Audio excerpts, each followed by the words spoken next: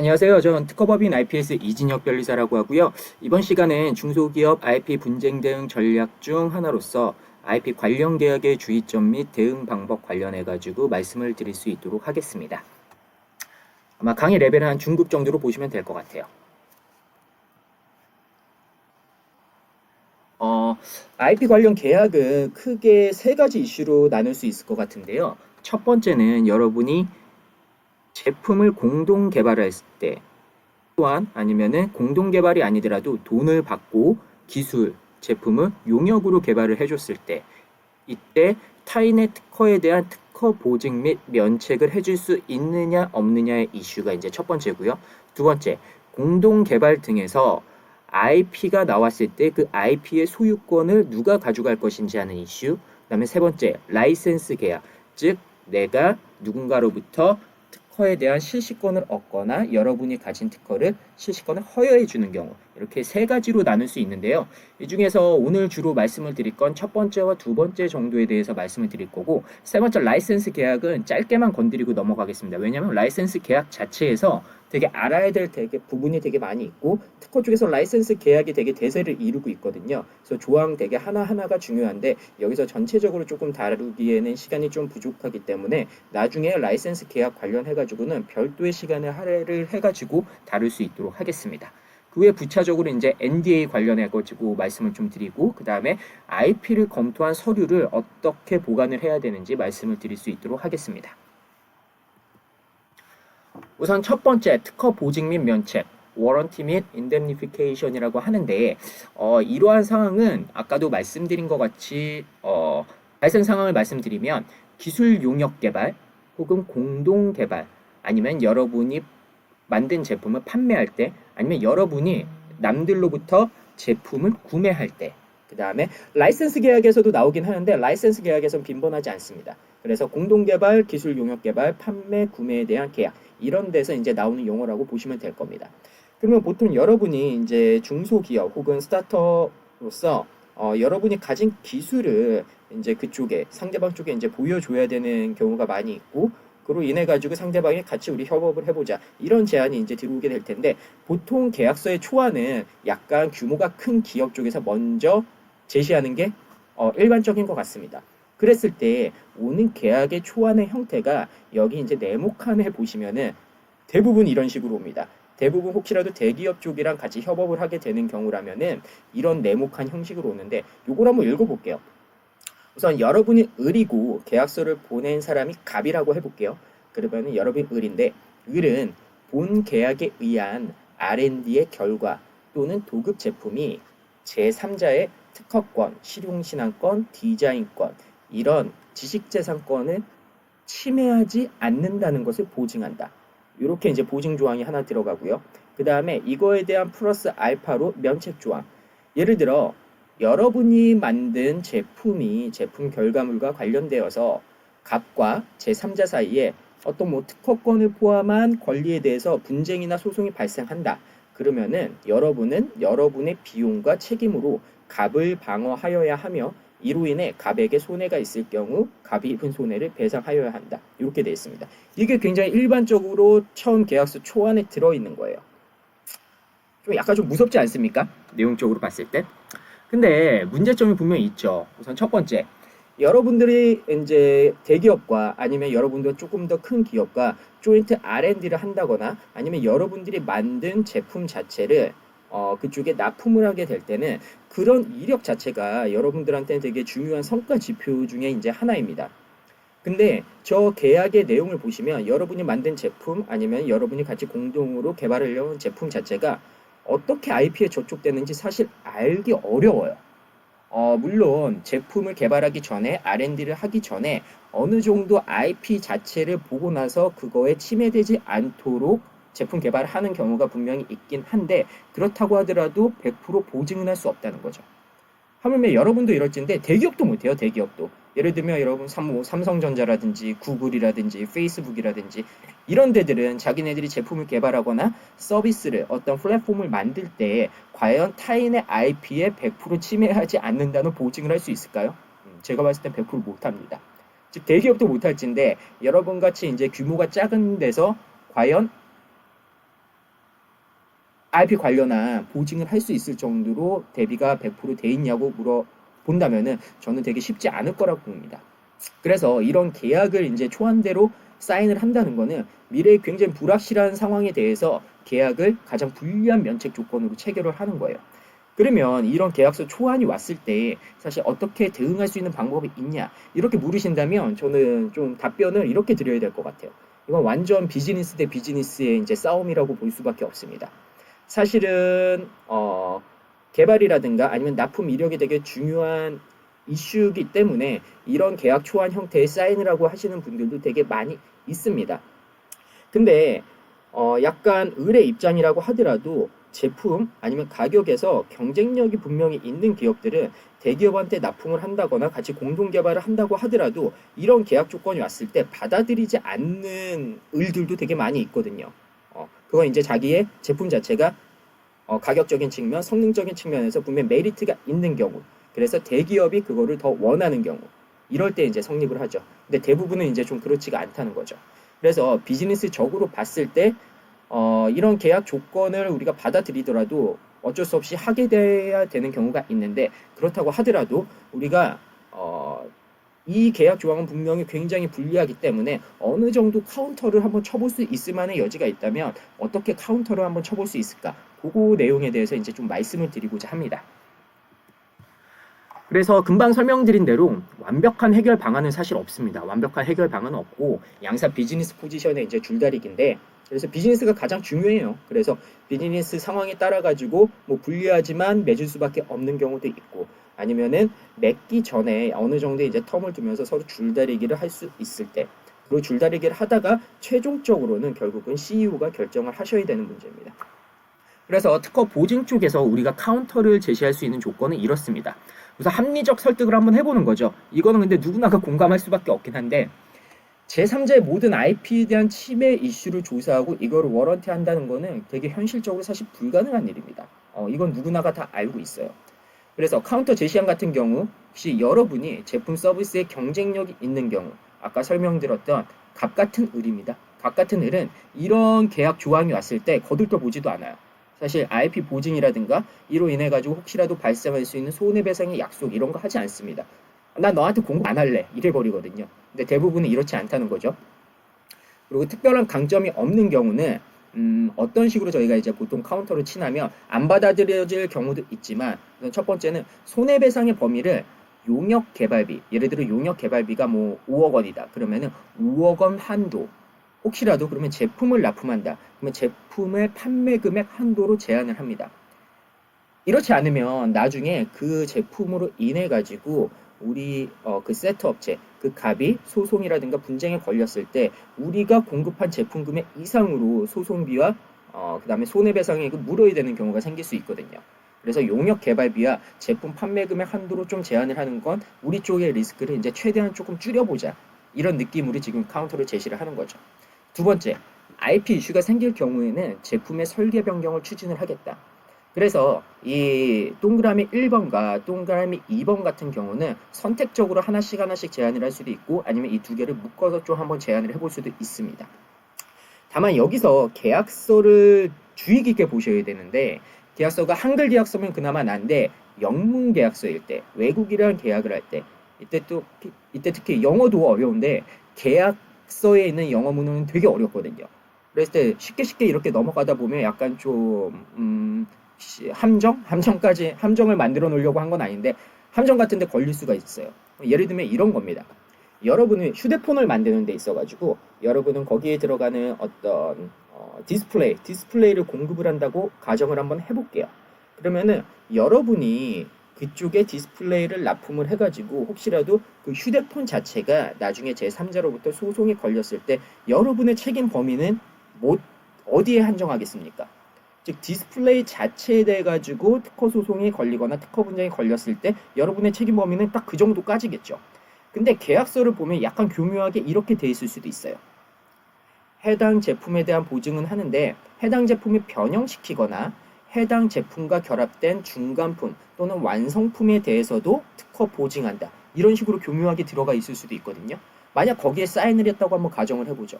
그러면 이슈 자체는 여러분은 디스플레이 자체를 공급함에도 불구하고 그 디스플레이에서 이슈가 걸리지 않은 다른 부품에 대해서 이슈가 걸리더라도 계약상에서는 여러분한테 책임을 물을 만한 소지가 있다는 거죠. 물론 싸우다 보면은 여러분이 결국은 이길 수가 있어요. 대기업과 이렇게 싸웠을 때. 근데 그런 계약 조항으로 인해 가지고 사인을 했다는 내용 자체만으로 해 가지고 굉장히 피곤한 상황이 직면을 할 수가 있습니다. 따라서 여러분이 이제 계약을 할 때는 특허 보증 및 면책에서는 이 위에 있는 부분 자체를 카운터를 날릴 수 있을 정도로 제안을 한번 해볼 수도 있겠지만 계약서 자체에서 아예 터무니없는 조항, 여러분의 제품 외적인 것까지도 같이 보증을 하게 되는 그런 이슈가 발생을 하지 않도록 좀 주의하실 필요가 있습니다. 두 번째, IP 소유권 관련해가지고 좀 한번 말씀을 드릴게요.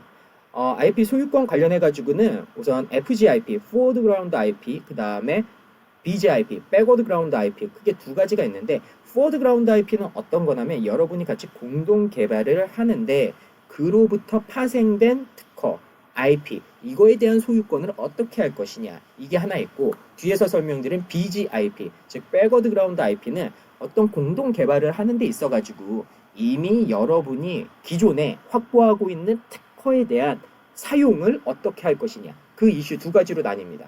그래서 우선 FGIP부터 이제 설명을 드리면, 여기서도 이제 갑 쪽에서 보내오는 계약서에는 이렇게 아마 되어 있을 겁니다.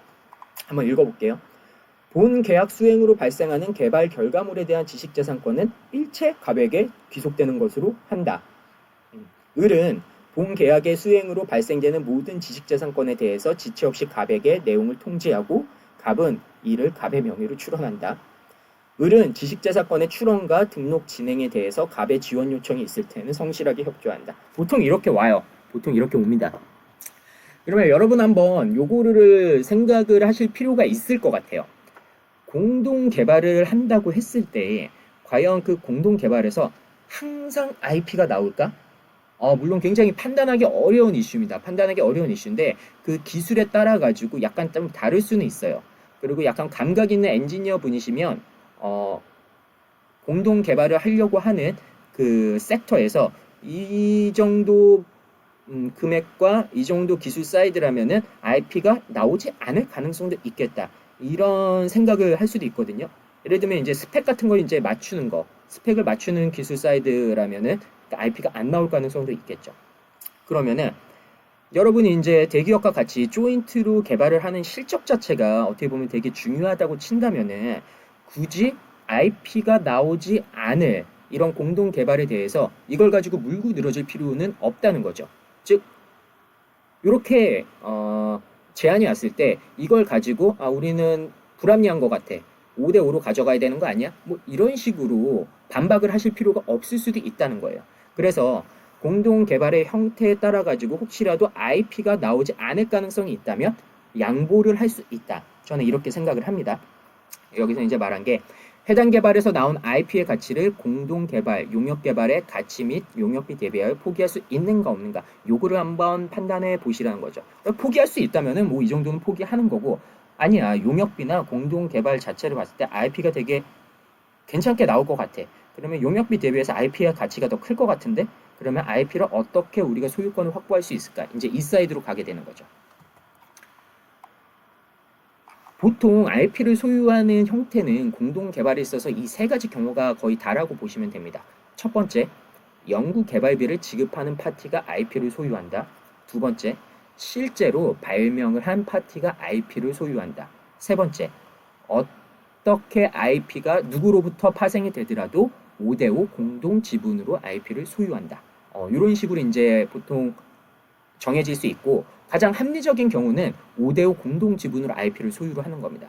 즉 대기업은 용역비 돈을 내고, 그 다음에 중소기업 사이드에서는, 스타트업 사이드에서는 이제 기술 인재를 대고, 그렇게 같이 돈을 받고 개발을 하다 보면 거기서 IP가 나왔을 때 연구 개발비를 지급하는 파티랑 그 다음에 실질적으로 개발을 한 파티랑 5대5로 공동 지분을 하는 게 일반적인 형태입니다. 그래서 카운터 제시 조건을 할 때 5대5 공동 지분으로 IP를 확보하는 것이 이런 공동 개발이 있어가지고 일반적인 계약 형태다, 관례다, 이렇게 충분히 얘기를 하실 수가 있어요. 근데 만약에 5대5 공동 지분이 아니라 100%를 다 저쪽으로 가져가게 됐을 때, 여러분이 아니라 100%다 저기 가져가게 됐을 때 어떤 이슈가 어떤 이슈가 발생할 수 있는지 이거를 이제 좀 말씀을 드리고 싶습니다. 예를 들면 이거 같은 경우는 이제 향후에 어떤 상황이 벌어지냐면, 예를 들어 여러분이 어떤 공동 개발을 그쪽이랑 같이 했어요. 그래서 제품이 굉장히 팬시하게 나왔어요. 그리고 그 제품을 여러분이 양산을 해가지고 그 갑 쪽으로 공급을 할 수도 있겠죠. 근데 향후에 갑이 어떤 뭐 금액적인 이슈라든가 제품 생산 단가 뭐 이런 걸 이슈로 해가지고 공동 개발을 한 여러분한테 제품 제조를 안 맡기고 타사의 제조로 맡기게 될 수 있어요. 그렇게 될 때 여러분은 어떻게 그거를 막을 수 있냐는 거죠. 그래서 공유특허권이라는 이제 개념이 있는데, 공유특허권에 있어서 가지고는 두 가지 좀 중요한 개념이 있습니다. 첫 번째 실시권, 두 번째 지분 양도인데, 쉽게 이제 설명을 드릴게요. 그래서 한국 같은 경우를 이제 말씀을 드리면, 여러분이 특허권을 가지고 있을 때 여러분이 공동 개발을 해가지고 거기서 IP가 나왔어요. IP가 나왔는데 여러분이 그 지분을 0.1%라도 가지고 있다고 한다면은 갑이 그 해당 제품을 제3자에게 제품을 만들려고 할 때, 실시권을 주려고 할 때 여러분이 그거를 동의를 하지 않으면 그 친구가 만들 수가 없어요. 그거는 특허 침해가 됩니다. 무슨 말씀인지 아시겠죠? 즉 5대5가 아니라 실질적으로 0.1의 지분만 갖고 있더라도, 0.01의 지분만 갖고 있다고 하더라도 여러분은 그 갑이 타사한테 제품을 양산을 시켜가지고 갖고 오게 하는 행위를 방지를 시킬 수 있다는 거죠. 그런 면에서는 지분을 항상 공동으로 확보하는 게 여러분의 향후 비즈니스에 큰 도움이 될 수 있다는 거죠. 근데 이게 사실 국가마다 다릅니다. 국가마다 다른데 한국 특허의 경우는 실시권, 상대방한테 어떤 허락을 하게 하는 데 있어가지고 여러분이 가진 0.1%의 지분으로 인해가지고 제3자가 그 제품을 생산하는 것을 방지를 할 수 있는데, 미국 같은 경우는 사실 그런 게 필요가 없습니다. 즉 여러분이 지분을 5를 가지고 있든 7을 가지고 있든 갑이 자기의 지분에 기해 가지고 실시권을 줄 수가 있어요.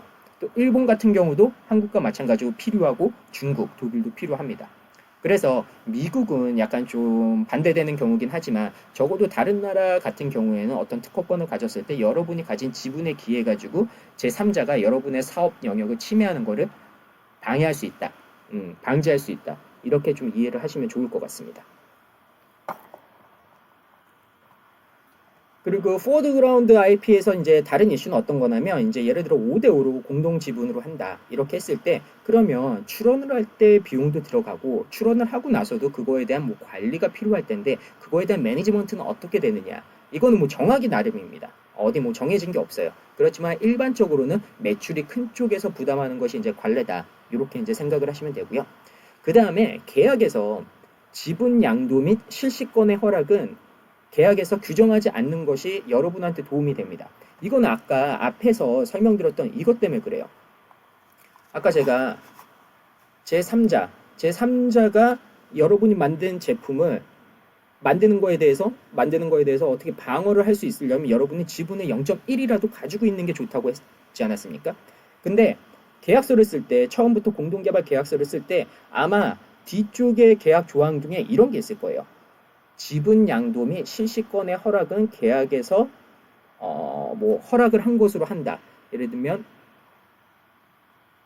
갑이 공동 지분일 때 실시권의 허락은 상대방의 동의를 받지 않아도 할 수 있다. 예를 들어 이렇게 돼버리면요, 여러분이 지분을 가진 게 다 헛짓거리가 됩니다. 따라서 그 공동 지분에 대해 가지고 그거에 대한 규정을 뒤에서 혹시라도 계약 뒤에서 하려고 했을 때 그거에 대해서는 잘 한번 읽어보고 나서 우리한테 좀 불리할 것 같으면은 거기에 대해서는 어그리를 하지 않는 면이 낫다, 이렇게 지금 말씀을 드리는 거고. 근데 여기서 이제 팁을 하나 조금 드리면, 이거는 팩트입니다. 팩트인데 팁을 하나 드리면, 여기 이제 어떤 상황이 있냐면, 공동개발이나 용역개발을 하는데 계약 체결 과정을 한번 보세요. 계약 체결 과정을 보면은 여러분이 여기 있어요. 여러분이 여기 있고 대기업이 있습니다. 대기업이 있는데 여러분이 계약을 체결하려고 하는 당사자는 보통 여기 어떤 기업에 있는 개발팀 엔지니어 분들일 거예요. 개발팀 엔지니어 분들인데, 그러면은 개발팀 엔지니어 분들이랑 여러분이 이제 계약을 체결을 할 건데, 대기업은 부서가 완전히 나눠져 있죠. 즉 계약서를 규정하는 부서는 보통 법무팀, 특허팀에서 지금 하고 있죠. 그러면은 이 개발팀 분들은 어떻게 하냐면 이 대기업에 있는 법무팀으로부터 계약서 초안을 받아가지고 여러분한테 초안을 이제 넘기게 되죠. 그러면 여러분은 초안을 보고 나서 이건 조금 부당한 것 같은데 이건 이렇게 좀 수정을 해야 될 것 같은데 그렇게 리바이즈를 해가지고 이렇게 대기업 개발팀 멤버한테 보냅니다. 그러면 이 대기업 개발팀 멤버는 다시 그거를 이쪽 대기업 법무팀에 토스를 하고 그러면 여기서는 어라 내가 이렇게 보낸 건 니네가 이렇게 레드라인을 거가지고 바꿔왔단 말이지 내가 다시 고쳐주겠어 해가지고 다시 이쪽으로 보내고 이 사람은 또 여러분께 토스를 하죠. 이 과정에서 누가 제일 피곤할 것 같습니까? 이렇게 하는 과정에서 누가 제일 피곤하냐면 이분이 제일 피곤합니다. 중간에 끼어있는 대기업 개발팀 분들이 되게 피곤합니다. 이게 첫 번째 상황 중에 하나고 두 번째 조 상황은 어떤 거냐면 그러면 대기업 개발팀 분들이랑 대기업 개발팀 분들의 성향이 어떨까요? 이분들은 여러분 편일 것 같아요? 아니면 대기업 법무팀 편일 것 같아요? 같은 회사기 때문에 대기업 법무팀 편일까요? 아니면은 같이 일을 해가지고 코워크를 하려는 여러분 편일까요? 이건 저도 명확치 않은데 보통 약간 이쪽에 여러분한테 오리엔트 돼 있어요.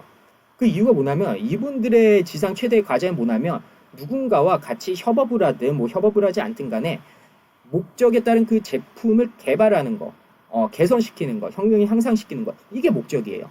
대기업 법무팀이 준 계약서 내용대로 체결을 하는 게 그게 이분들의 목적이 아니라고요. 그러면 이분들은 피곤한 상황에서 계속 토스를 하다 보면 굉장히 피곤해진다고요. 그러면서 사실은 개발은 빨리 하고 싶고요. 그래서 이분들을 약간 좀 귀찮게 해가지고 이분들을 귀찮게 해서 잠시만 이거 좀 삭제하죠. 네. 이분들을 귀찮게 해가지고 여러분들이 원하려고 하는 그거를 좀 얻어내실 필요가 있습니다. 근데 너무 귀찮게 하면은 이분들이 포기를 할 수도 있겠죠. 그러니까 그 선에 가지 않는 선에서 여러분이 원하고자 하는 계약서 조항을 계속 이쪽에 토스를 하고 그러면서 말을 하는 거예요. 네가 한번 봐라. 대기업 법무팀에서 지금 보내온 게 사실 너무나도 일방적이지 않냐. 네가 봤을 때 대기업 개발팀 입장에서 봤을 때 이게 어떻게 윈이 나는 조항이냐. 우리 쪽에 일방적으로 불리한 조항이지. 그렇게 이제 논리적으로 그다음 감정적으로 설득을 좀 하게 되면 이 대기업 개발팀 분들이 대기업 법무팀 분들한테 가가지고 약간 싸우는 경우도 있습니다. 사실은. 니네가 책임질 거냐고. 우리 지금 사장님이 이거 개발하라고 해가지고 빨리 해야 되는데 니네가 계속 비토나가지고 지금 개발 일정이 지금 한 달 두 달 지연되고 있는데 이거 니네가 책임질 거냐고. 요렇게 가기도 합니다. 그래서 이분들은 관계를 잘 가지시고 이용을 하시라 이런 말씀을 좀 드리고 싶습니다. 그 다음에 이제 BGIP, Backward Ground IP 관련해서 말씀드리면 우선 계약서의 초안 형태를 보시면 이해를 할 거예요. 보면은 을은 여러분은 선행기술에 대한 지식재산권 중 본계약과 관련된 지식재산권으로서 갑이 본계약 이후에 개발 결과물을 실시하는 것을 제약하지 않으며 선행기술 사용에 대한 대가는 개발비에 포함된 것으로 한다. 그리고 갑이 여기가 중요합니다. 제3자를 통해서 양산 등을 위해 제3자로 하여금 지식재산권을 사용하게 하는 것은 갑 자신이 사용하는 것으로 본다. 이거 굉장히 억울한 조항입니다. 즉 여러분이 같이 공동 개발을 하든 용역 개발을 하든 어떤 제품 개발이 잘 됐어요. 잘 됐으면은 보통 여러분이 이렇게 기대를 하겠죠. 그 제품은 앞으로 우리한테 발주를 내가지고 우리를 통해 가지고 제작이 돼서 납품을 하게 되겠구나. 이렇게 생각을 하겠죠. 근데 여기서 지금 단서 조항을 보시면 제3자를 통해 양산을 했을 때 제3자를 통해 양산을 하려고 할 때 여러분이 이미 기확보하고 있는 지식재산권은 제3자가 사용할 수 있게 한 거예요. 그러면 여러분이 국내외에 IP를 한 100건 정도 소유하고 있다고 보죠. 100건 정도. 그리고 공동개발일 수도 있고 돈을 받고 하는 기술 용역 개발일 수도 있는데 한 1억 원 정도를 받고 이번에 개발비를 1억 원 정도 받고 어떤 대기업이 필요로 하는 개발을 한다고 쳐줍시다. 1억 원 받고 나서 한 3, 4개월 해가지고 어떤 제품을 만들어줬어요. 그러면 그 만든 제품을 가지고 여러분이 제작을 해가지고 납품을 하고 거기서부터 이익을 내는 건 괜찮은데 제품을 개발을 해놨더니 저기 제3자 X라는 놈한테 가가지고 그 제품의 설계도를 주고 나서 만들어 오라고 해요. 그러고 나서 걔가 만든 거는 갑이 만든 걸로 봐가지고 네가 이미 갖고 있었던 IP 100건 얘가 사용해도 전혀 상관없는 거야. 이런 식의 지금 계약 규정을 지금 들이민 거거든요. 이게 여러분 어떻게 좀 받아들여지시겠습니까? 쉽지 않아요. 이거 되게 쉽지 않습니다. 예를 들어 뭐 개발비를 한 100억 원이라도 받으면 모르겠는데 달랑 1억 원 받아놓고 나서 여러분의 IP 100건 이거를 누구한테나 사용할 수 있게 해준 거예요. 이거 좀 억울하죠. 그래서 어떤 가치가 높은지를 먼저 결정을 하셔야 됩니다. 같이 공동 개발을 하는 것이든 아니면은 개발비를 받고 용역 개발을 하는 것이든 만약에 그 가치가 굉장히 높은 거라면 갑이 제한한 형태를 받아들일 수도 있겠죠. 근데 보통은 그렇지 않아요. 그래서 카운터 제한할 수 있는 게 어떤 거냐면 개발 완료 후에 1년간은 무상 라이센스 제공할게. 1년 정도는 뭐 나한테 제품을 생산해서 맡기든 저기 X한테 제품을 생산해서 맡기든 1년 정도는 내가 줄게. 이 정도 주고 나서 공동 개발이나 아니면 기술 용역 개발을 이제 딸 수도 있고요. 두 번째, 무상 라이센스 제공하되 용역비를 대폭 상승시키는 거죠. 근데 이건 사실 현실적으로는 좀 맞지 않습니다. 왜냐면 당장 계약을 할 때 이 개발비가 높아지는 것 자체를 용인하기는 되게 쉽지는 않거든요. 세 번째 카운터 제한. 갑의 직접 생산을 허여하되 제3자의 OEM은 불허하겠다. 즉 만들어진 제품인데 그거를 니네가 직접 생산해서 판매하는 거는 내가 허락해 줄게. 근데 니네가 개발된 제품을 제3자 X한테 OEM을 줘가지고 받는 거는 내가 그건 허락할 수 없어. 이게 합리적이에요. 사실 합리적이에요. 그러면 이슈. 아무것도 안 받아들여줘. 이렇게 우리가 카운터를 쳤는데 아무것도 안 받아들여줘. 그러면 여러분은 어떻게 할지는 결국 아까도 말씀드린 것처럼 비즈니스 포지션에 달려있다. 근데 보통 이거 받아들이기는 꽤나 쉽지 않습니다. 왜냐하면 대기업 같은 경우는 벤더를 이원화하는 거는 기본적으로 다 생각을 하고 있는 거고 여러분이 열심히 만든 제품을 제3자가 여러분의 IP를 무료로 쓰면서 만든다? 이거를 허락한다? 이건 되게 쉽지 않은 얘기라고 저는 봅니다. 그래서 제가 이제 중소기업 계약 컨설팅을 할 때 항상 이 이슈가 나오거든요. 이 이슈가 나오면은 이렇게 카운터 제안들을 설명을 해드리고 혹시라도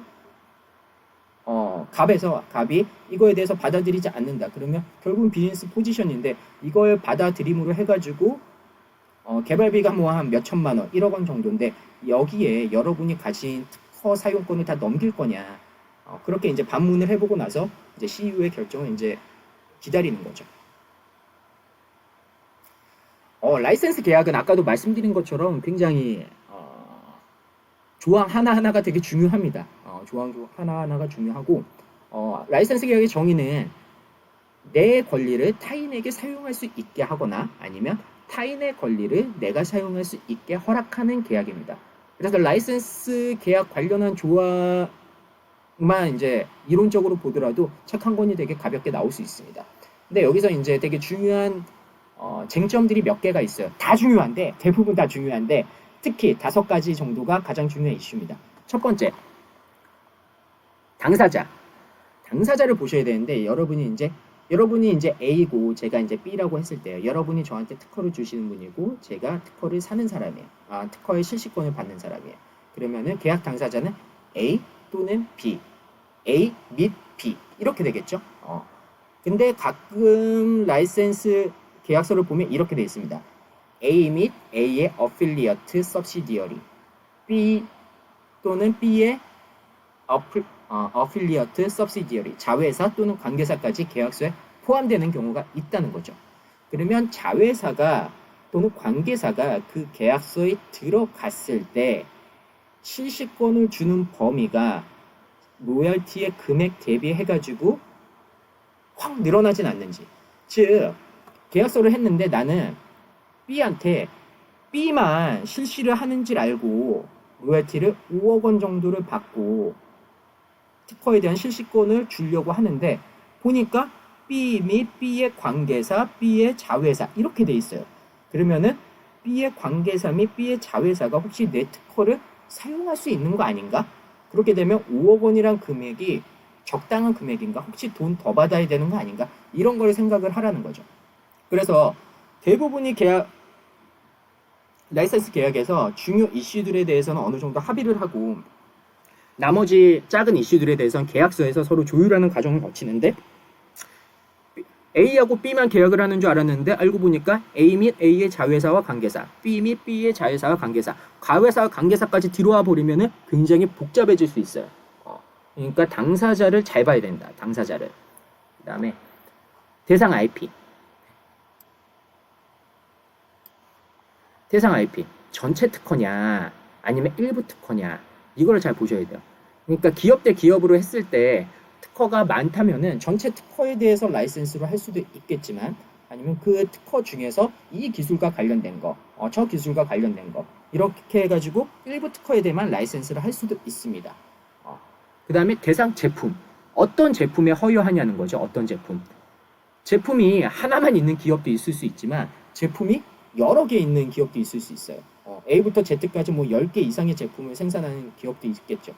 그러면은 보통 항상 라이센스 계약을 했을 때 뭐와 뭐를 곱하기 멀티플라이로 생각을 해야 되냐면 어떤 특허를 어떤 제품에 라이센스를 줄 것인지 이거는 항상 쌍으로 생각해야 돼요. 근데 대부분의 사람들은 이렇게 생각을 하지 않고 어떻게 생각을 하냐면 어떤 특허를 라이센스 주지? 이렇게만 생각해요. 그래서 항상 생각을 하실 거는 어떤 특허를 어떤 제품에 라이센스를 주는지 이거에 대해서 한번 생각을 하셔야 됩니다. 금액 같은 경우는 이제 뒤에서 살짝만 건드려 드릴 텐데 일시불로 주는 경우 그 다음에 경상 예를 들어 판매한 금액에 대해서 몇 프로 정도를 주겠다 이런 식으로 주는 경우가 있고요. 그 다음에 이걸 뭐 혼합하는 형태로 주는 경우가 있고 그 다음에 기간과 라이센스 형태 예를 들면 기간은 5년 아니면 기간은 10년 아니면 그 특허의 전체 기간에 대해서 뭐 그렇게 기간을 정할 수 있죠.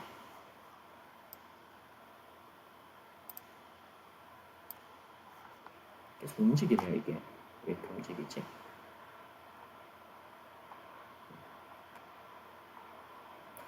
통상실시권과 전용실시권은 뭐냐면 되게 쉽습니다. 통상실시권은 뭐냐면 나 이외에 다른 사람도 실시가 가능한 거예요.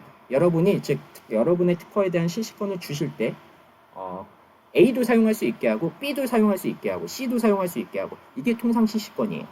전용실시권은 뭐냐면 딱 한 명만 정해가지고 주는 거예요. 그걸 전용실시권. 그래서 전용실시권의 경우에는 실시권자 실시에 따라 가지고 특허권자의 로열티가 달라지잖아요. 예를 들어 여러분이 A한테도 주고 B한테도 주고 C한테도 이렇게 통상실시권을 줬어요. 그러면 A가 판매를 잘 못하더라도 B하고 C가 판매를 많이 하면 여러분 로열티를 좀 많이 받을 가능성이 있겠죠. 근데 전용실시권자는 딱 한 명한테만 주는 거기 때문에 그 사람이 혹시라도 전용실시권을 줬는데 물건을 판매를 잘 못해요. 그러면 여러분이 받을 수 있는 금액 자체가 줄어들 수 있거든요. 경상 로열티 하에서. 그러면은 적어도 네가 판매를 얼마를 하든 말든 간에 나한테 최소한 이 정도는 보증해줘.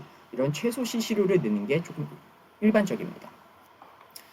세금도 되게 중요한데 세금은 이제 다들 건드리지 않으시죠. 간단하게 설명드리면 로열티를 이것도 뭐 정해진 건 없지만 로열티를 받는 사람이 내는 게 관례입니다. 로열티를 받는 사람이 내는 것이 관례인데 정해진 건 없다. 정해진 건 없다. 그럼 예를 들어 여러분이 로열티를 주는 사람이에요. 여러분이 로열티를 주는 사람이면은 이렇게 한번 얘기를 해볼 수 있겠죠. 야, 보통은 로열티를 받는 사람이 세금 내는 게 관례야. 그러니까 내가 100만 원 줬을 때 그 로열티 세금은 네가 내. 이렇게 이게 관례라고 하면서 한번 들이밀 수 있겠죠. 법으로 정해져 있지 않은 이상 관례란 게 되게 중요한 거잖아요. 관례상 이렇게 하고 있는데 너는 왜 그거를 역행하려고 그래? 이렇게 카운터를 칠 수 있다는 거죠. 국내와 국내 기업끼리 라이센스를 할 때는 법인세 및 부가가치세로 이제 세금을 정하게 되고요. 근데 해외와 국내 기업 간에 이제 라이센스를 하게 될 때는 조세 협약이 정해져 있어요. 우리나라에 이제 외국들 한 200개 국가랑 조세 협약이 정해져 있는데 그 정해진 조세 협약의 로열티율대로 세금을 내면 됩니다. 예를 들어 미국 기업이 우리나라 기업에 라이센스를 준다. 그랬을 땐 로열티의 16.5%를 국세청에 이제 납부를 하게 됩니다. 그래서 여러분이 예를 들어 한 10억 원 정도의 로열티를 주게 되는데 국세청에 10억 원을 여러분이 주니까 상대방이 받겠죠. 그러면 그거에 대한 16.5%가 얼마입니까? 1억 6,500만 원이겠죠. 1억 6,500만 원을 여러분이 먼저 띄고 그걸 국세청에 납부를 하고 나서 나머지 돈을 그쪽에 보내셔야 됩니다. 그러지 않고 혹시라도 10억 원을 여러분이 먼저 보내고 나서 나중에 먼저 보내게 되면은 나중에 이 1억 6,500만 원에 대해서 누가 낼 것인지에 대해서 굉장히 큰 이슈가 생길 수가 있어요. 약간 지금 국세청하고 법원 간에 약간 다른 해석을 지금 하고 있어가지고 사실 사건이 되게 복잡하긴 한데 만약 세금 선납을 안 하고 여러분 로열티 다 주게 되면 나중에 1억 6,500만 원 여러분이 추가적으로 추징당할 수도 있으니까 항상 계약을 할 때 세금 이슈와 관련해 가지고 돈을 받는 니네가 돈을 내라 이런 식으로 여러분이 돈을 내는 쪽이라면 여러분이 로열티를 주는 쪽이라면 항상 여기에 대해 가지고 이슈를 생각을 하셔야 되고 그랬을 때 세금을 먼저 떼고 나서 나머지 돈을 보낸다 이렇게 생각을 하시면 됩니다. 근데 여러분이 라이센스를 받았어. 여러분이 라이센스를 받았는데 라이센스를 준 사람이 특허권을 또 딴 사람한테 팔 수가 있지 않습니까? 그러면 여러분이 받은 라이센스는 어떻게 되는 거죠? 약간 애매하죠. 그랬을 때 계약서에서 항상 규정을 해놓는 게 좋습니다. 그러니까 내가 받은 이 특허권의 라이센스, 즉 이 특허권이 제3자한테 다시 넘어간다고 하더라도 내 라이센스는 그대로 유효하다. 이런 조항을 항상 확보를 하시고요.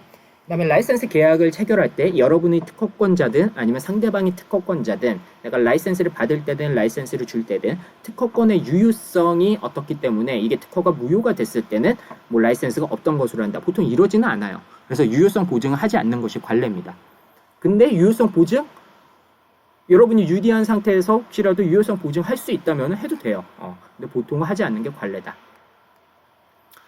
이거 계약서 선빵 날리기 이거는 약간 이것도 약간 팁인데요. 뭐냐면은 항상 계약서를 초안을 계약의 당사자, 양 당사자가 있을 때 누군가는 초안을 보낼 거지 않습니까? 누군가는 초안을 보낼 거예요. 갑 쪽에서 보내든 을 쪽에서 보내든 계약서의 초안을 누군가는 보낼 겁니다. 그러면은 갑이 만약 계약서 초안을 보낼 때 딱 이 중간 굉장히 공정하게 이 중간으로 보내거나 을이 계약서 초안을 보내도 항상 이 중간 이렇게 보내면은 여기서 다시 계약 조율이 왔다 갔다 왔다 갔다 하면서 이 중간에서 보통 끝날 수 있어요. 그러니까 공정한 계약이 될 수 있죠. 근데 보통은 이게 의도하는 건지 의도하지 않는 건지 잘 모르겠지만 항상 계약서 초안은 보내는 쪽에 유리하게 초안이 작성이 된다는 거죠. 예를 들어 갑이 이제 계약서 초안을 보냅니다. 그러면 초안의 제시를 이 정도 사이드. 예를 들어 여기가 중간이라 그러면 자기한테 약간 유리하게 계약서를 보내요. 그러면은 을은 다시 자기 쪽으로 이렇게 땡겨 왔다가 다시 오고 갑이 다시 좀 땡겼다가 그러면서 요 사이에서 왔다 갔다 하다가 계약은 요 정도에서 이루어진다는 거죠. 그러면 여기가 50%라고 한다면은 약간이라도 더 갑에 유리하게 되는 경향이 있더라. 반대로 을이 먼저 계약서 초안을 보내면 을한테 유리하게 되는 경향이 있더라. 그래서 이거 뭐 딱 정해진 규칙이란 게 아니라 좀 그런 경향이 좀 있는 것 같더라. 요거를 좀 말씀을 드려서 혹시라도 가능하다면은 계약서는 먼저 초안을 보내는 게 좋은 것 같더라. 이런 말씀을 좀 드리고요. 그 다음에 항상 계약서 말미에 보면은 이거는 머스트로 들어가는 조건인데 별거 아닌 것 같은데 되게 중요해요. 준거법과 법원. 예를 들어 이 계약의 내용과 관련해가지고 어떤 다툼과 분쟁이 생겼을 때 우리 어떻게 할 거냐. 이거에 대해서 지금 말씀을 드리는 건데 예를 들어 미국 기업하고 여러분이 계약을 하는데 계약 해석의 조건은 델라웨어 주법을 준거법으로 하고 혹시라도 분쟁이 생겼을 때 델라웨어 법원에서 하기로 한다. 이렇게 계약을 작성했다고 한번 해봅시다. 그러면 사실 분쟁이 안 일어나면 가장 좋겠지만 계약 해석에 대해서 분쟁이 일어나가지고 계약을 하고 나서 둘이 싸우게 됐어요. 그럼 여러분 뭘 기준으로 이제 계약서를 해석을 하고 싸우게 되나? 델라웨어 주법을 기준으로 하고 델라웨어 법원에서 싸우게 된다는 거죠. 무슨 말씀인지 알겠죠? 그럼 이게 공정한 이제 계약 분쟁이 될까요? 아니죠. 우선 팔은 안으로 굽는다는 느낌이 분명히 있을 거고 여러분 미국가 가지고 소송을 해야 되기 때문에 엄청난 소송비가 들 거고 그 외적으로도 이동비, 체류비, 그다음에 커뮤니케이션 이런 낭비가 엄청나게 많이 발생합니다. 그래서 준거법과 법원은 제3국을 기준으로 여러분이 예를 들어 한국하고 미국 기업하고 한다. 그러면 싱가포르 기준으로 정하는 겁니다. 예, 여기까지 이해 가셨죠? 네, NDA는 이제 여러분이 워낙에나 많이 교육도 받으시고 사내 변호사도 있고 하기 때문에 이제 NDA 관련해 가지고는 많은 교육을 받으셨을 거예요. 그래서 스타트업 같은 경우는 특히 내 기업과 제품을 소개를 해가지고 좀 투자를 받아야 하는데 NDA를 우리가 요구를 했을 때 그 요구가 당연함에도 불구하고 상대방 측에서 나 그러면 나 네 설명 안 들을 거야 이런 식으로 하는 경우도 있거든요. 난처할 때가 많은데 우선 가능하다면은 그 내 기술과 서비스에 대해서 IP를 미리 추론해놓는 게 가장 베스트하죠. 그러고 나면 가장 안전합니다. 이게 뭐 코카콜라급의 영업 비밀이 아닌 이상은 웬만하면 IP로 다 추론을 해놓는 게 가장 안전합니다. 그다음에 IR 재료의 배포 및 공유를 최소화하면 좋은데 특히 IR 자료에 세부적인 기술사항 설명을 하기 위한 기술 내용 정도는 잘 모르겠지만 거기에 정말로 세부적인 기술사항은 안 들어가는 게 이제 좀 좋죠. 그리고 세부 내용 공개가 필요할 때는 NDA를 맺는 게 좋습니다. 만약 이걸 거부하면 요즘은 이거를 거부하는 쪽이 비즈니스 매너가 없는 거예요. 예. 그 다음에 상대방 미팅에 대한 기록을 남겨놓는 거. 그러면 혹시라도 나중에 추후 분쟁이 생겼을 때 좀 입증이 용이하고, 요거까지 이제 갈지는 모르겠지만 혹시라도 물질 관련한 개발을 하는 기업이라면은 테스트용 제품 전달 시 리버스 엔지니어링을 금지한다는 조항을 삽입하기도 합니다. 그다음에 비밀 유지 기간은 우리 쪽에서 비밀 정보를 전달하는 입장에서는 길수록 좋겠지만 그건 상황에 따라서 좀 유연하게 대처하시면 좋을 것 같고요. IP 검토 서류. 그러니까 여러분이 제품 개발이나 아니면은 R&D를 하기 전에 보통 타인의 어떤 특허가 있기 때문에 그거 관련해 가지고 무력화시키는 작업, 즉 비치매로 만들거나 아니면은 무효를 시키거나 아니면은 회피를 하겠다 이런 활동들을 많이 하시죠. 예, 활동들을 많이 하는데 이슈. 예를 들어 그런 활동을 하는 데 있어 가지고 어떤 특정 특허가 침해다, 관련이 있다 이런 서류가 만들어질 수 있겠죠. 그러면 그런 서류를 어떤 식으로 보관을 해야 되느냐 요거를 말씀을 드린 겁니다. 만약에 그런 서류가 만들어졌을 때 특히 미국 같은 경우는 이제 디스커버리라고 해가지고 분쟁에서 예를 들어 여러분이 X라는 기업의 특허를 검토를 했는데 침해 관련성 있음 이런 서류가 있었어요. 그럼에도 불구하고 그렇게 검토가 되는데 그럼에도 불구하고 뭐 얘가 어떻게 알겠어 하고 똑같이 X라는 기업의 특허의 내용에 침해되게 제품을 만들었단 말이죠. 그럼 나중에 시간이 지나가지고 X가 너 내 특허 침해했네? 그렇게 미국에서 공격을 했어요. 그러면 이제 디스커버리라는 제도, 즉 증거 개시 제도가 이제 시작이 되는데 혹시라도 그 증거 개시 제도에서 여러분이 만든 이 자료가 오픈되는 경우가 발생할 수 있죠. 그러면 침해는 변론으로 하고 이런 자료로 인해 가지고 여러분한테 트리플 데미지, 즉 원래는 한 1,000원만 배상해도 될 거를 3,000원까지 배상해야 되는 경우가 생길 수도 있거든요. 그래서 보통 RP 검토를 했을 때 그 서류를 보관은 굉장히 여러 명이 하면 안 되고요. 여러 명이 하면 안 되고 굉장히 CTO급이라든가 CEO급이라든가 굉장히 좀 사내에서 한정된 인력만 그거를 검토를 하고 나서 보관을 하는 게 중요합니다. 누구한테나 다 뿌려져 있으면 나중에 소송에 걸렸을 때 그 자료가 새어 나가게 될 수 있거든요. 그래서 여러분이 만약에 특허 검토 자료를 받는 입장이다. 특허 검토 자료를 받는 입장이라면 해당 자료는 고의 침해의 증거로 활용되지 않는다는 문구를 삽입한 자료를 받는 게 유리합니다. 고의 침해 내가 이 특허를 이 특허에 대해 가지고 내가 잘 몰랐어. 몰랐다. 그리고 고의 침해 증거로서 알았다는 증거로서 활용하지 않는다. 이런 문구를 좀 삽입해 놓는 게 좋습니다. 여기까지 해가지고 조금 forward ground IP, backward ground IP, 그 다음에 특허 보증, 면책, 그 다음에 라이센스 관련해가지고 이제 좀 간단하게 이제 말씀을 드렸는데요. IP 계약, 공동 개발이나 아니면 용역 개발, 라이센스 계약에서 굉장히 빈번하게 일어나는 내용들만 좀 축약을 해가지고 말씀을 드렸습니다. 그래서 이 강의를 들으시고 혹시라도 좀 문의사항이 있으시면 언제든지 연락해 주셔도 되고요. 그 다음에 회사 자체 내에서도 좀 요긴하게 활용을 해주셨으면 하는 바람입니다. 그럼 이제 좀 이번 시간에 이걸로 마치도록 하고요. 다음에는 이제 또 다른 강의로 다시 오도록 하겠습니다. 감사합니다.